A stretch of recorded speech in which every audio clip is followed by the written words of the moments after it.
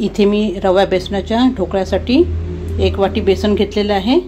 इथे आपण त्याच वाटीने 1 वाटी रवा घेतलेला आहे। 1 वाटी बेसन तर 1 वाटी रवा घ्यायचा आहे। आपण आता रवा आणि बेसन मिक्स केलेलं आहे भांड्यामध्ये आणि याच्यात 1 चम्मच साखर टाकलेली आहे।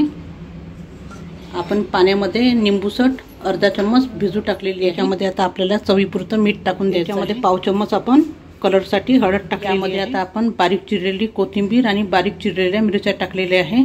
याच्यामध्ये आता हा निंबूसट टाकून द्यायचं आहे आपल्याला। निंबूसटचं पाणी याच्यामध्ये आता आपण पाणी घालून मिक्स करून घ्यायचं आहे।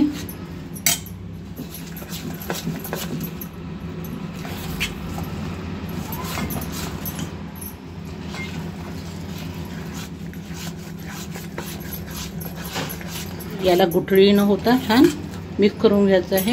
याच्यामध्ये आपण थोडंसं तेल टाकून द्यायचं आहे। आपण हे आपल्याला इतपत असं घट्ट पाहिजे आहे, जास्त पातळ नाही आणि जास्त घट्टही नाही, अशा प्रकारे करून घ्यायचं आहे। आता आपण सोडा टाकून द्यायचा आहे अर्धा चम्मच।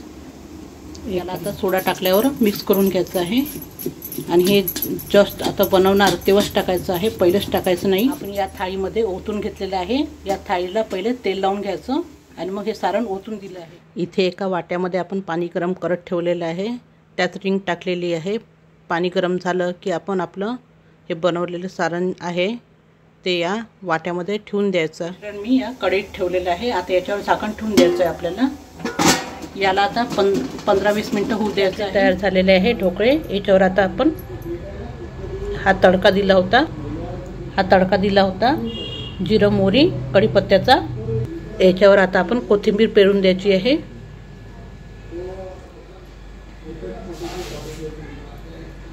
अशा तऱ्हेने तयार झालेले आपले रवा बेसनाचे ढोकळे।